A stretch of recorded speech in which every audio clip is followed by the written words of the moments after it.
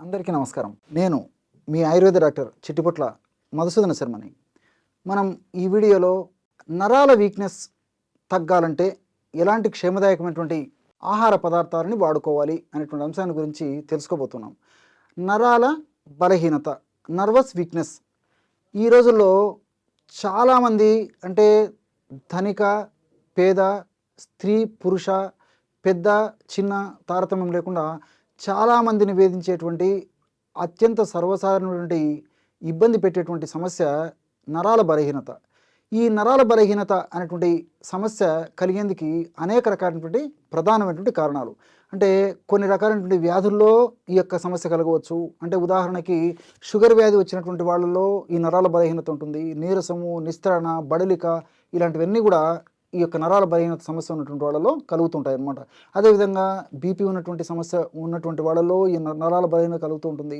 పోషకాహార లోపం ఉన్నటువంటి వాళ్ళలో ఈ నరాల బలహీనత కలుగుతుంటుంది. ఇలా వివిధ రకాలైనటువంటి వ్యాధుల్లో ఈ యొక్క నరాల బలహీనత, నర్వస్ వీక్‌నెస్ కలుగుతుంటుంది అనమాట. అట్లే కొన్ని రకాలైనటువంటి ఆధునిక కృత్రిమ రసాయన ఔషధాలు తప్పని పరిస్థితుల్లో వాడవలసినటువంటి పరిస్థితి ఏర్పడినప్పుడు ఆ యొక్క ఔషధాలు వాడుకోవడం వల్ల ఔషధాల్లో భాగంగా సైడ్ ఎఫెక్ట్స్లో భాగంగా కూడా ఈ యొక్క నరాల బలహీనత, నర్వస్ వీక్‌నెస్ కలుగుతూ ఉంటుందన్నమాట. అట్లే దీనికి తోడు కొన్ని రకాలైన మానసిక ఒత్తిడి వల్ల కొంతమందికి నర్వస్ వీక్‌నెస్ కలుగుతుంటుంది. ఇలా వివిధ రకాలైన కారణాల వల్ల ఈ యొక్క నరాల బలహీనత కలుగుతుంటుంది. అట్లే కొంతమందికి ఆహారం బాగా తీసుకుంటున్నప్పటికీ నరాల బలహీనత కలుగుతుంటుంది. కొంతమందికి పరీక్షలు చేసినప్పుడు స్పష్టంగా ఈ కారణాల వల్ల నరాల బలహీనత కలుగుతుందని తెలిస్తే కొంతమందికి ఎలాంటి స్పష్టమైనటువంటి కారణాలు కూడా ఈ పరీక్షల వల్ల మనకు తెలియదన్నమాట. ఇలా వివిధ రకాలైన కారణాల వల్ల ఈ నరాల బలహీనత కలిగినప్పుడు నీరసము, నిస్త్రణ, బడలిక, కాళ్ళు చేతులు విపరీతమైన పోట్లు, సలుపులు, బాధ, చిన్న పనికే అలసిపోవడము, ఈ విపరీతమైనటువంటి నీరసం ఉండేటువంటి పరిస్థితి ఏర్పడుతూ ఉంటుందన్నమాట. మరి ఈ యొక్క పరిస్థితిని చక్కదిద్దేందుకు కొంతమంది రకరకాల ప్రయత్నాలు చేస్తుంటారు. అంటే కొంతమంది కాఫీ, టీలు విపరీతంగా తాగుతుంటారు అనమాట. ఇవి తాత్కాలికంగా కొన్ని ఉత్తేజాన్ని కలిగించినప్పటికీ మరి దీర్ఘకాలం పాటు వాడడం వల్ల క్షేమదాయకం కాదు, ఆరోగ్యదాయకం కాదు, ఆమోదయోగ్యం అంతకన్నా కాదనమాట. మరికొంతమంది ఏం చేస్తారంటే నరాల బలహీనత తగ్గేందుకు విపరీతంగా స్వీట్స్ వాడుతుంటారు అనమాట. ఇవన్నీ కూడా మరి అలవాటు పడడం వల్ల, హ్యాబిట్ కావడం వల్ల ఒక్కొక్కసారి ఏమవుతుందంటే వ్యసనంగా మారేటువంటి పరిస్థితి కూడా ఏర్పడుతుంది. కాబట్టి మరి సమస్యను గుర్తిరిగి సమస్యను చక్కదిద్ది ఆ సమస్య నుంచి బయటపడడం చాలా చాలా అవసరం. ఈ నరాల బలహీనత, నరాల వీక్‌నెస్, నర్వస్ వీక్‌నెస్ అనేటువంటి ఈ యొక్క సమస్య తగ్గేందుకు మరి ఎలాంటి క్షేమదాయకమైనటువంటి ఔషధాన్ని వాడుకోవాలంటే రోజు ఒక్కసారి ఉదయం కానీ, సాయంత్రం కానీ, రాత్రి కానీ మీకు ఎప్పుడు వీలైతే అప్పుడు నేను చెప్పినటువంటి ఔషధాన్ని కొన్నాళ్ళ పాటు వాడుకోండి. ఎలాగంటే 100 మిల్లీలీటర్ల నీళ్లు తీసుకోండి. 100 మిల్లీలీటర్ల నీళ్ళల్లో 2 లేదా 3 లవంగాలను నలగొట్టేసేసి అందులో వేసేయండి. అదేవిధంగా ఒక 10 తులసాకులు అందులో వేసేయండి. వీటితో పాటు ఒక చిటికెడు పచ్చకర్పూరం, బాగా గుర్తుపెట్టుకోండి. హారతి కర్పూరం కానీ, ఉంట కర్పూరం కానీ వాడకూడదు. పచ్చకర్పూరం అంటే మనం సువాసన ద్రవ్యంగా ముఖ్యంగా ఆహార పదార్థాల్లో, వంటకాల తయారీలో పచ్చకర్పూరం వాడుతుంటాం. అంటే లడ్డూ తయారీలో కానీ, పాయసం తయారీలో కానీ, హల్వా తయారీలో కానీ ఇలాంటి స్వీట్ల తయారీలో వాడుతుంటాము. కాబట్టి ఈ పచ్చకర్పూరాన్ని మనం కడుపులోకి వాడేటప్పుడు వాడుకోవాలన్నమాట. ఒక చిటుకు పచ్చకర్పూరం వేసేసి మూత పెట్టేసేసి ఒక్క 15 నిమిషాలు అలాగే ఉంచేసేసి తర్వాత ఆ యొక్క పదార్థం అంటే తులసాకులు వాటిని తినేసేసి మిగతా నీళ్ళని తాగేసేయారనమాట. ఈ విధంగా చేయడం వల్ల ఈ నరాల బలహీనత, నర్వస్ వీక్‌నెస్, నీరసము, నిస్త్రణ, బడలిక ఇవన్నీ కూడా చాలా త్వరగా తగ్గేందుకు అవకాశం ఏర్పడుతుంది. ఇది జనరల్గా మీరు పాటించవలసినటువంటి వాడవలసినటువంటి ఆహార ఔషధం. మరి ఆహార పరంగా కూడా జాగ్రత్తలు తీసుకోవాలి. ఈ రోజుల్లో చాలామంది మంచి ఆహారం తీసుకుంటున్నారు. అదేవిధంగా వేళకు నిద్రపోయేటువంటి పరిస్థితి ఏర్పడుతుంది. మంచి ఆహారం తీసుకుంటున్నారంటే వాళ్ళ అభిప్రాయంలో మంచి ఫుడ్ తీసుకుంటున్నామని అనుకుంటున్నారు. కానీ ఆ మంచి ఆహారం అని భావించబడేటువంటి ఆహారంలో కూడా పోషక లోపం చాలా ఉందంటే ఆశ్చర్యం వేస్తుంది. ఇప్పుడు ఈ సందర్భంలో నాకు ఒక విషయం గుర్తొస్తుంది. ఈ రోజుల్లో మనం బియ్యంతో చేసినటువంటి, గోధుమలతో చేసినటువంటి ఆహార పదార్థాలు ఎక్కువగా వాడుతున్నాం. సో పాలిష్డ్ ఫుడ్డు, రీఫైన్డ్ ఫుడ్డే వాడుతున్నాం అనమాట. ఎప్పుడైతే బియ్యాన్ని పాలిష్ పడతాము అప్పుడు అందులో పోషకాంశాలు ఆల్మోస్ట్ మృగ్యం, అంటే కేవలము పిండి పదార్థాలు తప్ప ఏమి ఉండేటువంటి పరిస్థితి ఏర్పడుతుంది, ఏమి ఉండనటువంటి పరిస్థితి ఏర్పడుతుంది. అదేవిధంగా గోధుమలతో తయారు చేసినటువంటి గోధుమ పిండి కానీ, మైదా పిండి కానీ వీటిలో కూడా పాలిష్డ్. సో అందులో కూడా కేవలం పిండి పదార్థాల ప్రభావం తప్ప మనకి ఈ యొక్క పోషకాంశాలు ఉండవన్నమాట. దీంతోపాటు మరి బొంబాయి రవ్వ, గోధుమ నూక ఇలాంటివి కూడా ఆల్మోస్ట్ అందులో కూడా ఈ యొక్క పోషకాంశాలు ముఖ్యంగా సూక్ష్మ పోషకాలు ఉండవు అనమాట. కాబట్టి మరి ఈ రోజుల్లో జాగ్రత్త పడడం కొంతమందికి సాధ్యం కాదు, ఎక్కువ శాతం మంది కూడా సాధ్యం కానటువంటి పరిస్థితి కూడా ఎదురైంది. కాబట్టి మరి వీలైనంత వరకు ముడి బియ్యంతో చేసినటువంటివి, ముడి గోధుమలతో చేసినటువంటి ఆహార పదార్థం తీసుకోవడం ద బెస్ట్ ప్రాసెస్, ప్రాక్టీస్ చేయడం మంచిది. తప్పని పరిస్థితుల్లో దీనికి ప్రత్యామ్నాయంగా ఏం చేస్తారంటే తవుడు. సో సర్వసాధారణంగా పూర్వకాలం అయితే తవుడు ఉన్నటువంటి అంటే బియ్యము ముడి బియ్యం వాడేవాళ్ళు కాబట్టి ఆ రోజుల్లో ఈ నరాల బలహీనత ఉండేది కాదు. కానీ ఈ రోజుల్లో మనం అస్సలైనటువంటి పోషకాంశం ఉన్నటువంటి ప్రధానమైనటువంటి వాటిని కూడా పక్కన పెట్టేసేసి కేవలము పిండి పదార్థం ఉన్నటువంటి బియ్యాన్ని, గోధుమలు వాడుకోవడం చేతనే ఈ పద్ధతి కలుగుతుంది. కాబట్టి మైక్రోన్యూట్రియంట్స్, సూక్ష్మ పోషకాలు తవుడులో విపరీతంగా ఉంటాయి. కాబట్టి మరి ఆ తవుడును మనకు మార్కెట్లో కూడా దొరుకుతుంది. కాబట్టి తవుడును తెచ్చుకొని ఏదో ఒక రూపంలో రోజు 1 నుండి 2 చెంచాలు మనం పులకాల్లో తవుడు కలుపుకోవచ్చు, తవుడు పొడి. అదేవిధంగా అన్నంలో కలుపుకొని తీసుకోవచ్చు, స్వీట్స్లో కలుపుకోవచ్చు, పాలల్లో కలుపుకోవచ్చు, మజ్జిగలో కలుపుకోవచ్చు. లేకపోతే తవుడు తర్వాత ఖర్జూరం కాస్త తేనె కలిపేసేసి ఉంటలాగా చేసుకుని రోజు ఒక ఉంట తీసుకోవచ్చు. ఇలా ఏదో ఒక పద్ధతిలో తవుడును వాడుకోవడం వల్ల ఇంచుమించు 40 రోజులు రెగ్యులర్గా వాడుకోవడం వల్లనే చాలా అద్భుతమైనటువంటి ఫలితాలు కలిగినట్లు చాలామంది ఫీడ్బ్యాక్ ద్వారా కూడా మాకు తెలుస్తుంది అనమాట. కాబట్టి తవుడును తప్పనిసరిగా ఆహారంలో ఒక భాగంగా చేసుకుంటే చాలా వరకు చాలామందిలో 100లో 99% మందిలో కూడా ఈ యొక్క నరాల బలహీనత సమస్య నుంచి చెక్ పెట్టడానికి అవకాశం ఏర్పడుతుంది. కాబట్టి ఫ్రూట్స్ జ్యూసెస్లో కూడా ఈ తవుడు వాడుకోవచ్చు. తర్వాత స్ప్రౌట్స్ మొలకెత్తిన విత్తనాల్లో ఈ తవుడు వాడుకోవచ్చు. కాబట్టి మీకు ఎలా వీలైతే అలాగా రోజు 1 నుంచి 2 టీ స్పూన్లు ఈ తవుడును మాత్రం ఖచ్చితంగా వాడేటువంటి అలవాటు చేసుకోవడం వల్ల ఈ నరాల బలహీనత ఉన్నటువంటి సమస్య తగ్గిపోతుంది. భవిష్యత్తులో కూడా ఈ నరాల బలహీనత సమస్య రాకుండా ఉండేందుకు అవకాశం ఏర్పడుతుంది. ఎందుకంటే ఇక్కడ మరొక విషయం కూడా నాకు గుర్తొస్తుంది. ఇప్పుడు మనం ఆహార పదార్థాల్లో భాగంగా విపరీతంగా ఆహారం తీసుకుంటున్నాం. చాలామంది 99% మంది కూడా జరిగేది ఇది. మరి కడుపు నిండా అన్నం తినేటువంటి పరిస్థితి ఏర్పడుతుంది. రోటీ, చపాతీ లాంటివి కూడా ఎక్కువగా తీసుకునేటువంటి పరిస్థితి ఏర్పడుతుంది. ఇవన్నీ కూడా పిండి పదార్థాలు. పిండి పదార్థాలు తీసుకున్నప్పుడు సహజంగా పిండి పదార్థాల వల్ల శక్తి వస్తుందని చెప్పేసి మనకు సర్వసాధారణంగా తెలిసినటువంటి విషయం. కానీ పిండి పదార్థాలు మనం తీసుకున్నప్పుడు ఆ పిండి పదార్థాలు శక్తిగా మారడానికి కొన్ని విటమిన్స్ అవసరం అన్నమాట. B1, B6, B12 ఇలాంటివన్నీ కూడా అవసరం. కాబట్టి మరి ఇలాంటి పోషక ద్రవ్యాలన్నీ ఉన్నటువంటి పదార్థాలు కావాలంటే మనం తవుడు ఇలాంటివి వాడుకోవాలన్నమాట.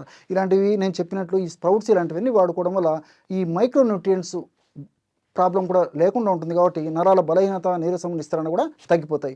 అంతేకాకుండా ఈ నరాల బలహీనత తగ్గాలంటే విటమిన్ D బాగా ఉండేట్టు చూసుకోవాలి. విటమిన్ E లోపం లేకుండా బాగుండేట్టు చూసుకోవాలి. వీటికి తోడు నేను చెప్పినట్టు B1, B6, B12 ఈ 5 పదార్థాలు, ఈ 5 ముఖ్య అంశాలు, సూక్ష్మ పోషకాలు శరీరంలో సమృద్ధిగా తగినంత ఉన్నప్పుడే ఉన్నటువంటి నరాల బలహీనత సమస్య త్వరగా తగ్గిపోతుంది. భవిష్యత్తులో మళ్ళీ నరాల బలహీనత సమస్య రాకుండా ఉండేందుకు కూడా నేను చెప్పినటువంటి పద్ధతిలో ఈ విధి విధానాలు పాటించడం వల్ల కలుగుతుంది. పసుపులో ఉన్నటువంటి అద్భుత ఔషధ గుణాలు అనేటువంటి అంశాన్ని గురించి తెలుసుకోబోతున్నాం.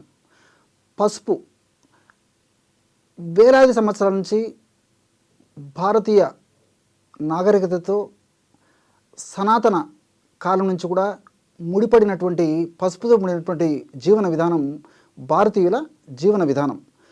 పసుపును మంగళకర ద్రవ్యంగా భావించడం వలనే పూజాది కార్యక్రమాల్లో పసుపును వాడడం, అదేవిధంగా నోములు, వ్రతాలు, పెళ్ళిళ్ళు, పేరెంటాలు ఇలాంటి కార్యక్రమాల్లో పసుపును వాడడం, ఇలాంటి సందర్భాల్లో కూడా పసుపును మనం వాడుతూ ఉంటాం అన్నమాట. అంతేకాకుండా మంగళప్రదమైనటువంటి ద్రవ్యమైనటువంటి ఈ పసుపును సౌందర్యమైనటువంటి పరమైనటువంటి ఇబ్బందులు ఎదురైనప్పుడు ఒక సౌందర్య సాధనంగా పసుపును వాడేటువంటి సాంప్రదాయం మన భారతదేశంలో ఉంది. అంతేకాకుండా వివిధ రకాలైనటువంటి అనారోగ్య సమస్యలు మనల్ని చుట్టుముట్టినప్పుడు ఆ పసుపును మనం సద్వినియోగం చేసుకోవడం వల్ల ఆ అనారోగ్య సమస్యల నుంచి కూడా బయటపడవచ్చు. కాబట్టి పసుపు కేవలము మంగళప్రదమైనటువంటి ద్రవ్యమే కాకుండా సౌందర్య సాధనంగాను, అదేవిధంగా అనేక రకాలైనటువంటి వ్యాధులను తగ్గించేటువంటి ఔషధంగాను ఉపయోగపడుతుందంటే అతిశయోక్తి కాదు. వీటినన్నింటినీ దృష్టి ఉంచుకొని మన మహర్షులు వేలాది సంవత్సరాల క్రితమే ఈ పసుపుకు వివిధ రకాలైనటువంటి పేర్లను చెప్పడం జరిగింది. అంటే క్రిమిజ్ఞ అనేటువంటి పేరు పసుపు ఇవ్వడం జరిగింది. అంటే అనేక రకాలైనటువంటి క్రిములను హరింపజేసేటువంటి అత్యంత శక్తివంతమైనటువంటి పదార్థాలు ఇందులో ఇమిడి ఉండడం చేత క్రిమిజ్ఞ అనేటువంటి పేరు దీనికి పెట్టడం జరిగింది సంస్కృతంలో. అట్లే యోషత్ ప్రియ అనేటువంటి మరొక పేరు కూడా ఉంది. అంటే స్త్రీలకి ఇష్టమైనటువంటిది కాబట్టి యోషత్ ప్రియ అనేటువంటి పేరు ఈ యొక్క పసుపుకి ఉందన్నమాట.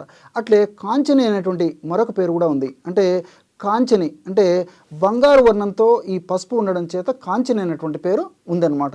ఈ పసుపుని హల్దీ అనేటువంటి పేరుతో మామూలుగా హిందీలో పిలుస్తుంటారు, టర్మరిక్ అనేటువంటి పేరుతో ఇంగ్లీష్లో పిలుస్తుంటారు అనమాట. సర్వసాధారణంగా సంస్కృతంలో అయితే వైద్యపరంగా ముఖ్యంగా హరిద్ర అనేటువంటి పేరుతో, రజని అనేటువంటి పేరుతో కూడా పిలుస్తూ ఉంటారు అనమాట. మరి ఈ యొక్క పసుపుని వివిధ రకాలైనటువంటి అనారోగ్య సమస్యలకి మనం ఎలా వాడుకోవాలంటే, ముఖ్యంగా అలర్జీకి సంబంధించినటువంటి సమస్యల గురించి మనం ఆలోచించినట్లయితే ముక్కు దిబ్బడగా ఉండడము, ముక్కులు దురదగా పెట్టడము, ముక్కుల నుంచి రసీలాగా కారుతుండడము, తర్వాత ముక్కు నుంచి గాలి సరిగ్గా ఆడకపోవడము, అట్లే ఈ యొక్క ప్రభావం చేత కళ్ళు దురదగా ఉండడము, కళ్ళు ఎర్రగా ఉండడము, కళ్ళు నుంచి నీళ్లు కారుతూ ఉండడము, తుమ్ములు వస్తూ ఉండడము, ముఖ్యంగా రాత్రిపూట గాలి ఆడకుండా శ్వాసతో ముక్కు ద్వారా శ్వాస తీసుకోవడం వదలడం చాలా ఇబ్బంది ఉండడము, ఇలాంటి అనేక లక్షణాలు కలుగుతుంటాయి అన్నమాట. కొంతమందిలో తాత్కాలికంగా కలిగితే కొంతమందికిలో మాత్రం దీర్ఘకాలం పాటు కూడా వేధించేటువంటి పరిస్థితి ఏర్పడుతుంటుంది. కొంతమందిలో సీజన్లో విపరీతంగా వేధించేటువంటి పరిస్థితి ఏర్పడుతుంటుంది. ఏది ఏమైనప్పటికీ ఈ యొక్క అలర్జీ ఒక పట్టాన వదలదనమాట.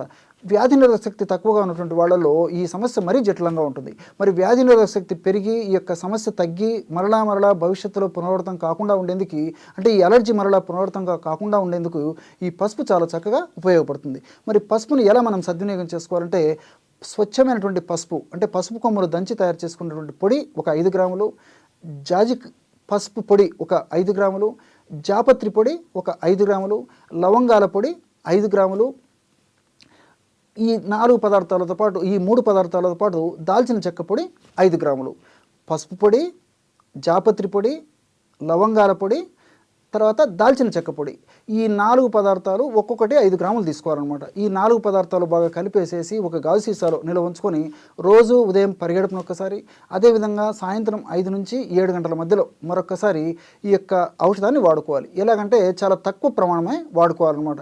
అంటే దాదాపు 5-6 చిటికెల పొడి, చిటిక అంటే తెలుసు కదా, పించ్ అనమాట. అంటే ఈ 2 వేళ్లతో పట్టుకుంటే ఈ 2 వేళ్ల మధ్యలోకి ఎంత పౌడర్ వస్తుందో అంతగా అనమాట.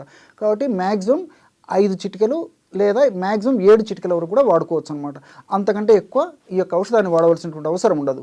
ఈ పద్ధతిలో యొక్క ఔషధాన్ని తీసుకొని తగినంత స్వచ్ఛమైనటువంటి తేనె కలిపేసి రంగరించేసేసి చప్పరించేసేయాలి. ఇంతే. ఉదయం ఒక్కసారి, సాయంత్రం ఒక్కసారి. చిన్నపిల్లలైతే ఒక్క పించ్ వరకు, అంటే ఒక పించ్ నుంచి వాడుకోవచ్చు అనమాట. వయసు మరీ తక్కువగా ఉన్నటువంటి చిన్నపిల్లలకైతే ఒక పించ్ ప్రమాణం అయితే సరిపోతుంది. వయసు పెరిగే కొద్దీ క్రమక్రమంగా మరి 2 చిటికెలు, 3 చిటికెలు, 4 చిటికెలు ఈ విధంగా పెంచుకుంటూ వాడుకుంటే సరిపోతుంది. ఈ విధంగా వాడుకోవడం వల్ల ఈ ముక్కుకు సంబంధించినటువంటి అలర్జీ, నాసల్ అలర్జీ అని చెప్పబడేటువంటి అలర్జీకి చాలా చక్కటి పరిష్కారం, దీర్ఘకాలికంగా శాశ్వతమైనటువంటి పరిష్కారం కూడా కలిగేటువంటి పరిస్థితి ఏర్పడుతుంది. అదేవిధంగా మధుమేహం, షుగర్, డయాబెటీస్, మరి ఈ యొక్క చక్కెర వ్యాధి లేదా మధుమేహ వ్యాధి వచ్చినప్పుడు ఆ సమస్య కొంతమందిలో తగ్గకపోవడం జరుగుతూ ఉంటుంది, అంటే నియంత్రణలో రాకపోవడం జరుగుతుంది. కొంతమందిలో నియంత్రణలో వచ్చినప్పటికీ వివిధ రకాలైన ఉపద్రవాలు కలగడంగా జరుగుతూ ఉంటుంది. అంటే తల నుంచి కాళ్ళ వరకు వివిధ రకాలైనటువంటి ఉపద్రవాలు, అంటే తలకు సంబంధించినటువంటి సమస్యలు, అదేవిధంగా రక్తనాళాలకు సంబంధించినటువంటి సమస్యలు, గుండెకు సంబంధించినటువంటి సమస్యలు, ప్రేగులకు సంబంధించినటువంటి సమస్యలు, నరాలకు సంబంధించినటువంటి సమస్యలు, చర్మానికి సంబంధించినటువంటి సమస్యలు, ఊపిరితిత్తులకు సంబంధించినటువంటి సమస్యలు, ఇలా కిడ్నీలకు సంబంధించినటువంటి సమస్యలు, ఇలా వివిధ రకాలైనటువంటి సమస్యలు కూడా ఈ మధుమేహ వ్యాధిగ్రస్తుల్లో విపరీతంగా కలుగుతుంటాయి అన్నమాట. మరి ఈ యొక్క సమస్య రాకుండా ఉండేందుకు, అదేవిధంగా మధుమేహం నియంత్రణ ఉండేందుకు కూడా ఈ పసుపు చాలా చక్కగా ఉపయోగపడుతుంది అన్నమాట. ఎలా వాడుకోవాలంటే, పసుపు కొమ్మలను దంచి తయారు చేసుకున్నటువంటి చూర్ణం ఒక 100 గ్రాములు తీసుకోండి. అట్లే ఉసిరిక చూర్ణం, ఆమ్ల చూర్ణం ఒక 100 గ్రాములు తీసుకోండి. ఈ 2 పదార్థాలు బాగా కలపడం వల్ల 200 గ్రాముల ఔషధం తయారవుతుందన్నమాట. ఈ ఔషధాన్ని ఒక గాజు సీసాలో నిల్వ ఉంచుకొని రోజు ఉదయం ఒక్కసారి, సాయంత్రం ఒక్కసారి, ఆహారం తర్వాత అంటే ఒక 10 నిమిషాల తర్వాత ఒక 50 ml నీళ్ళలో ఒక అర టీ స్పూన్ వరకు మ్యాక్సిమం, అంటే 2 నుంచి 3 గ్రాముల వరకు తీసుకోవాలి. మ్యాక్సిమం అంతకంటే అవసరం ఉండదన్నమాట. కాబట్టి 2 నుంచి 3 గ్రాముల వరకు ఆ యొక్క చూర్ణాన్ని నీటిలో కానీ లేదా కాస్త మజ్జిగలో కానీ మజ్జిగలో కానీ కలిపి తీసుకుంటుండాలన్నమాట. ఈ విధంగా తీసుకోవడం వల్ల మధుమేహం నియంత్రణలో ఉండడమే కాకుండా మధుమేహం వల్ల వచ్చేటువంటి ఉపద్రవాలు కూడా త్వరగా తగ్గేందుకు అవకాశం ఏర్పడుతుంది. అలాంటి ఉపద్రవాలు రాకుండా కూడా ఈ యొక్క పసుపులో ఉన్నటువంటి వివిధ రకాలైన రసాయన పదార్థాలు, అదేవిధంగా ఉసిరికలో ఉన్నటువంటి రసాయన పదార్థాలు ఉపయోగపడతాయి అన్నమాట. కాబట్టి మధుమేహ వ్యాధిగ్రస్తులు దీర్ఘకాలం పాటు కూడా వాడదగ్గ దివ్యమైనటువంటి క్షేమదాయకమైనటువంటి సైడ్ ఎఫెక్ట్స్ ఏమీ లేనటువంటి అన్ని సైడ్ బెనిఫిట్స్ ఉన్నటువంటి దివ్యమైనటువంటి ఔషధం ఈ యొక్క పసుపు ఉసిరికతో కలిపి తయారు చేసుకున్నటువంటి ఔషధం. అట్లే చర్మ వ్యాధులు తరుణ వ్యాధులు ఉంటాయి, దీర్ఘకాలికమైనటువంటి వ్యాధులు ఉంటాయి. ముఖ్యంగా తరుణ వ్యాధులు అంటే గజ్జి, తర్వాత ఈ దురదలు, ఇలాంటివి కొన్ని తరుణ వ్యాధులు ఉంటాయి. అదేవిధంగా సోరియాసిస్, ఎగ్జిమా లాంటి దీర్ఘకాలికమైనటువంటి వ్యాధులు కూడా ఉంటాయి అన్నమాట. లైకెన్ ప్లానస్ ఇలాంటివన్నీ కూడా దీర్ఘ వ్యాధులు. మరి ఈ యొక్క తరుణ వ్యాధులు కానీ దీర్ఘ వ్యాధులు కానీ చర్మ వ్యాధులు ఉన్నప్పుడు ఈ యొక్క పసుపును ఎలా సద్వినియోగం చేసుకోవాలంటే, ఒక 2 లీటర్ల నీళ్లు తీసుకొని 2 లీటర్ల నీళ్ళల్లో ఒక గుప్పెడు వేపాకులు వేసేసి, అంటే స్వచ్ఛమైనటువంటి నీళ్లు తీసుకొని 2 లీటర్ల నీళ్లు ఒక గుప్పెడు వేపాకును అందులో వేసేసి బాగా మరిగించేసేసి, మరిగిన తర్వాత ఒక 50 ml నీళ్లు వడగట్టేసి పక్కన పెట్టుకొని, తర్వాత మిగతా నీళ్ళంతా వడగట్టేసేసి మనం స్నానం చేసేటువంటి ఒక బకెట్ నీళ్ళలో కలిపేసి స్నానం చేస్తుండాలి. అంతే. అంటే ఒక 2 లీటర్ల నీళ్లు తీసుకోవాలి, ఒక గుప్పెడు వేపాకులు, అదేవిధంగా మనం అనుకున్నాం కదా పసుపు కూడా కలుపుకోవాలండి. వేపాకు గురించి చెప్పాను కదా, పసుపు కూడా ఒక టీ స్పూన్ పసుపు కూడా కలిపేసేసి బాగా మరిగించేసేసి, మరిగిన తర్వాత 50 ml నీళ్లు పక్కకు తీసేసి చల్లారిన తర్వాత అది కడుపులోకి సేవించాలి. మిగతా నీళ్ళంతా ఉడగట్టేసేసి ఒక బకెట్ మనం స్నానం చేసేటువంటి నీళ్ళలో ఆ యొక్క ఔషధాన్ని కలిపి స్నానం చేస్తుండాలి. చూడండి ఎటువంటి సులువైనటువంటి ఔషధం. రకరకాలుగా యాంటీ హిస్టమిన్స్ వాడుతుంటారు, తప్పని పరిస్థితుల్లో మరి స్టెరాయిడ్స్ వాడేటువంటి పరిస్థితి ఏర్పడుతుంది, రకరకాల పూత మందులు వాడుతుంటారు. వీటి వల్ల మరి అంతంత ఖరీదు పెట్టినప్పటికీ తాత్కాలికమైనటువంటి ఉపశమనం కలుగుతుంటుంది. కానీ చాలామందిలో 190% మందిలో మరి దీర్ఘకాలికమైనటువంటి ఉపశమనం కలిగేటువంటి, దీర్ఘకాలికంగా నిర్మూలన జరిగేటువంటి పరిస్థితి కూడా ఏర్పడదు. కాబట్టి ఇలాంటి క్షేమదాయకమైనటువంటి ఔషధం వాడుకోవడం వల్ల చాలా చక్కటి ఫలితం సిద్ధిస్తుంది. చూశారు కదా ఎన్ని రకాలైనటువంటి ఔషధ గుణాలు ఈ యొక్క పసుపులో ఉన్నాయో మీరు ఈ వీడియోలో తెలుసుకున్నారు కదా. మరొక వీడియోలో మరొక అంశంతో మళ్ళీ కలుద్దాం. అంతవరకు నమస్కారం. మీ చిట్టిబొట్ల.